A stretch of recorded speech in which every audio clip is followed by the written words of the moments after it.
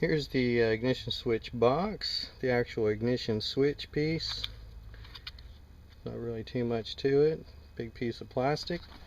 That is this piece right here. This piece has a little snap ring down in here. If you pull that out, just push it this way with a little screwdriver, it will come out. It looks like something like this. Little snap piece, and it'll go back in this way. Then you have a big piece of white plastic right here. If you lift up on this piece right here, then it will actually remove the actual ignition switch for you. So see, I got my finger in there.